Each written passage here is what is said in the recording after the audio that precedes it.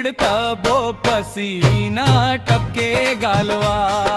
पंखा घूमे फुल स्पीड तबो पसीना टपके गालवा।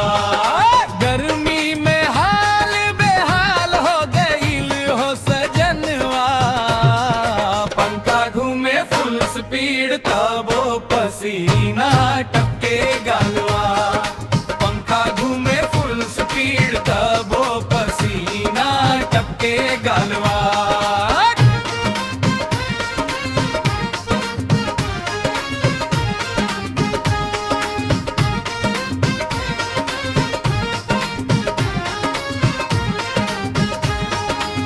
छत पे सोए गई रही, मच्छर करेला जा।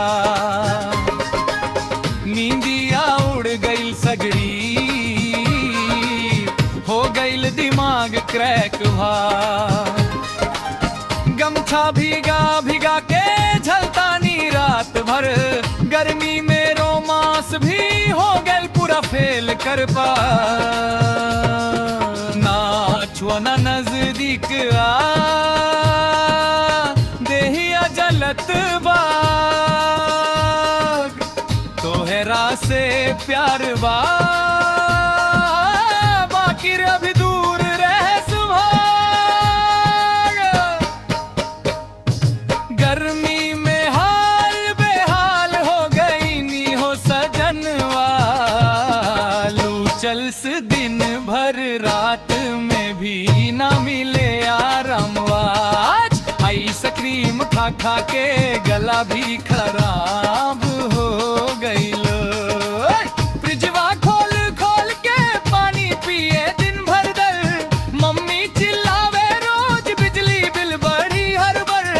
नहाए के मन करे दिन में 4-5 बेर। गर्मी में सब लगे दुश्मन जैसन यारो। बरसातिया जल्दी आ जा राहत दे जा जा जान। गर्मी में हम हार गई नी अब तोरा पर